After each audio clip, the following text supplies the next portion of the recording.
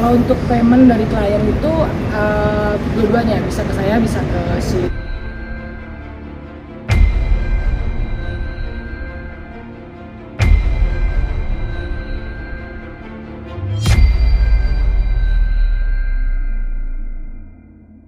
selama ini proses transaksi keuangan dari klien ke manajemen itu melalui rekening Mbak pribadi atau langsung ke Deddy Sumargo atau seperti apa? Karena di sini dilihat bahwa dia hanya menuntut satu, kalau garis besarnya saya lihat dari kesimpulan yang kemarin Deddy Sumargo sampaikan adalah sebuah kejujuran. Kejujuran artinya karena dianggap sudah menjadi saudara dan amanah dari orang tua menitipkan anaknya kepada Deddy Sumargo, maka di situ adalah sudah ikatan saudara, bukan lagi manajer dengan artisnya. Saya lihat seperti itu. Kalau untuk payment dari klien itu dua-duanya, bisa ke saya, bisa ke si talentnya sendiri.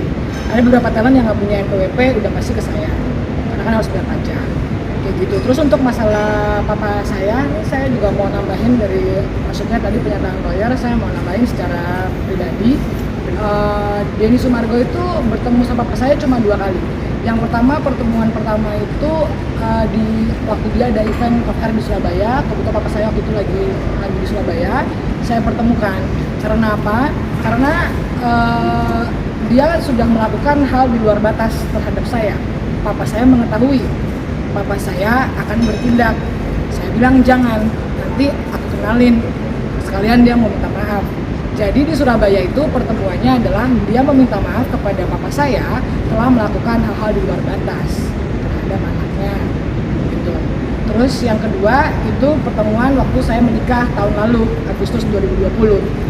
Itu tidak ada pembicaraan atau nggak ada ngobrol sama papa karena papa waktu itu kondisinya udah sakit. Jadi habis datang ke, maksudnya habis acara pernikahan saya, papa langsung naik ke kamar. Naik kamar hotel, nggak ada bicara sama teman-temanku sama sekali, tamu undangan tuh nggak ada gitu. Jadi kalau dia bilang papa nitip ke dia untuk bimbing saya mungkin memberitahu dia untuk jangan begituin lagi anak saya. Diapain sih Mbak? Diapain Mbak? Tanya aja sama orangnya makanya saya bilang dia ngegelar konferensi pers tuh, saya pribadi saya sebenarnya nggak mau sejauh ini gitu. Maksudnya karena saya 10 tahun hubungan sama dia, sudah lebih dari between manager and talent gitu, udah lebih dari itu. Jadi kalau ngomongin respon, saling menjelekkan, saling menjatuhkan, saya tidak mau. Dari mulai pertama tanggal 26 Agustus 2021, saya sudah dengan itikat baik menyelesaikan ini, datang ke rumah dia, terjadi kesepakatan, sudah clear. Saya rekam, saya kasih ke lawyer saya, bukti bahwa kita sudah clear, selesai baik-baik. Semua yang dia minta saya udah kasih. Jadi setelah itu besoknya dia bersama talent-talent yang lain nge-breakdown rekening koran yang saya kasih tanpa seizin saya. Jadinya begini ya, saya kecewa juga, tidak sesuai dengan apa yang dia omongin di Kamis malam itu, tanggal 26 Agustus gitu terhadap saya. Makanya terus yang kedua tadi perihal apa tadi? Selain papa? Kejujuran. Mau kejujuran, mau apapun itu yang saya hadapi 10 tahun sama dia, saya struggling sama dia 10 tahun itu bukan hal yang mudah. Kalau kalian nanya, kalian media kan pasti pinter cari-cari info, tanya aja, itu saksinya masih pada hidup kok. Apa yang dilakukan ke hidup saya selama 10 tahun. Dan ada statement dia dan lawyernya bahwa saya ngeblok sosial media dan WhatsApp-nya. Of course, saya blok pasti. Karena saya lebih mikirin mental health saya tidak mau lagi kenal sama yang namanya Deddy Sumargo. Bukannya saya tidak tahu terima kasih, tapi saya nggak expect orang yang 10 tahun sama saya bisa berbicara seperti itu ke media. Karena prinsip saya, kalau apapun masalahnya bisa dibicarakan secara private, tidak usah muncul ke publik. Saya nggak mau press conference, saya nggak mau untuk menyerahkan dia, itu saya nggak mau. Tapi ini semua dia yang mau, bukan saya. Jadi saya kalau nanti DS ini nonton, apapun kesalahan saya, apapun yang dia tidak terima atas keputusan dalam hidup saya, yang saya wanita dewasa bisa memutuskan sesuatu dalam hidup saya tahu segala konsekuensinya dan saya akan bertanggung jawab. Jangan pernah bawa lagi papa saya atau orang-orang terdekat saya, jangan. Karena saya udah dewasa, saya bertanggung jawab dengan segala konsekuensinya. Saya tahu apa yang saya perbuat, keputusan dalam hidup saya tahu semuanya. Jadi jangan, kalau kamu nonton, tolong please be gentle lah, as a man. Kalau lu cowok, lu ceritain juga kebenarannya. Jangan bilang di media seolah-olah saya ini bawa kabur uang Anda, tidak bertanggung jawab, tidak bisa dihubungin, tidak bisa tahu mana keberadaannya. Saya ada di rumah, dia mengintai rumah saya, dia suruh orang, ada kok, saya ada kok buktinya. Jadi nggak mungkin dia nggak tahu saya di mana. Jadi kalau almarhum papa saya sudah dibilang ini itu, papa saya tahulah kalau militer itu ngomong kayak gini aja. Papa saya itu kalau ngobrol sama saya jawabnya cuma iya, tidak, terserah. Tidak pernah ngomong panjang lebar, apalagi ngomong titip anak saya lalala itu tidak mungkin keluar dari mulut papa saya.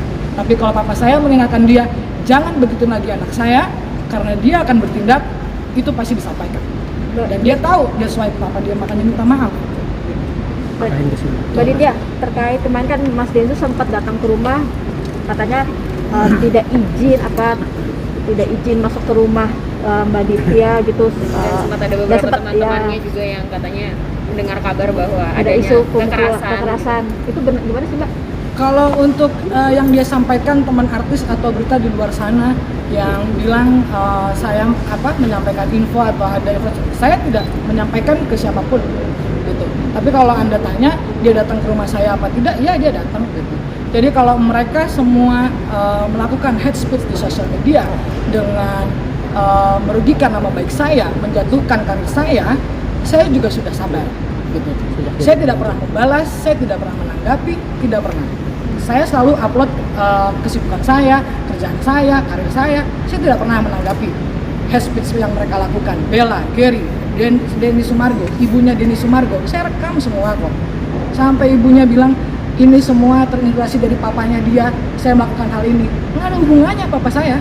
Papa saya nggak tahu kerjaan manajer, markup, apalah itu nggak tahu. Kenapa bawa papa saya? Papa saya nggak tahu apa-apa, papa saya sudah meninggal, sudah. Ini saya sudah dewasa, ke saya aja. Gitu.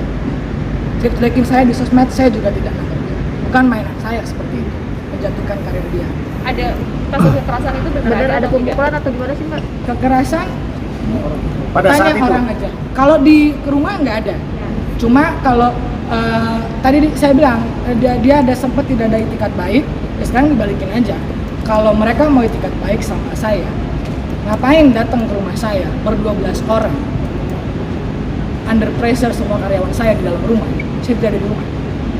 Semua ada kok rekaman CCTV-nya. CCTV saya itu ada suaranya.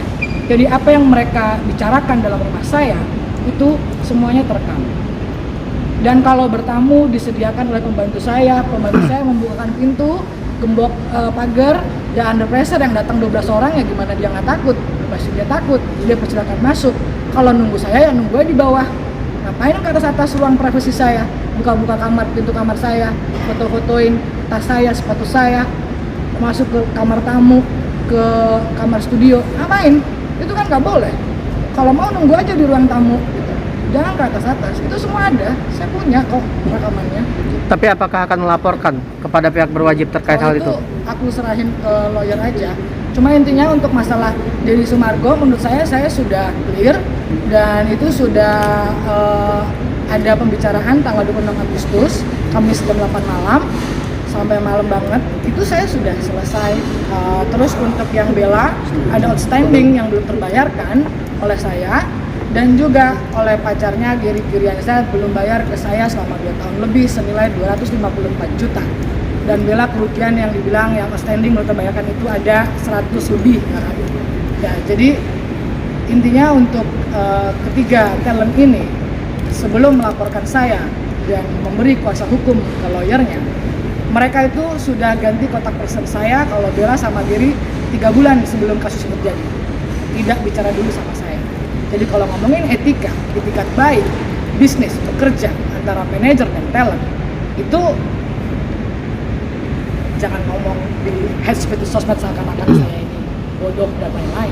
Anda aja juga tidak punya etikat baik dengan mengganti kontak person saya tanpa bilang dulu sama saya 3 bulan sebelum kasus ini.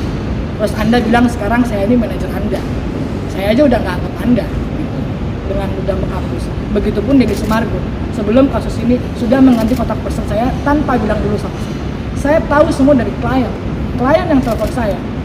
Kenapa diganti kontak personnya? 10 tahun sama saya untuk mengganti kontak person, saya rasa nggak sulit ya untuk ngomong kayak, oh ya, gue udah nggak sama lo lagi nih, gue ganti kontak person, kan bisa. Nggak perlu saya tahu dari orang lain. Makanya saya bilang, saya datang ke rumahnya 26 Agustus, menyelesaikan perkara ini, dan bilang sama dia, per tanggal 26 Agustus, saya sudah tidak pegang dia, saya sudah lepas. Sampai detik ini, saya tadi bilang, masalah pertama saya sudah selesaikan, masalah kedua head speech yang mereka lakukan saya tidak pernah membalas, tidak pernah menanggapi. Ketiga, untuk yang masalah ganti kontak person apa segala macam, saya masih juga baik sama mereka. Setiap klien yang masih WhatsApp atau telepon saya untuk menanyakan rate Bella, Gary, Deddy Sumargo yang rate-nya sudah saya bikinkan, gitu, yang mereka bilang jauh dari harga rate mereka asli, ya of course lah, nggak mungkin gue jualan dengan harga kalian, sedangkan potongan yang gue dapat hak manajerialnya 20%. Kalau 2 juta, 5 juta, tega hati gue potongnya, kan enggak. That's why saya harus jual di atas itu supaya dia nggak rugi, supaya dia dapat enak, saya juga enak. Gitu. Terus saya juga mau bilang sampai detik ini saya masih membalas semua klien itu dengan saya bilang, oh iya sudah nggak pegang lagi untuk Deddy Sumargo, Gary Brianza, dan Beata Nesia. Kalau mau lihat tuh di kontak person Instagramnya, itu kontak person yang baru. Oh gitu mbak, iya. Ya mereka nanya, saya nggak pernah juga ngejelasin ada apa gitu. Yang penting saya masih baik, saya tidak memotong rezekinya, saya tidak memutus rezekinya, saya tetap balas klien kontak person yang baru dan tidak menyebabkan nama dia.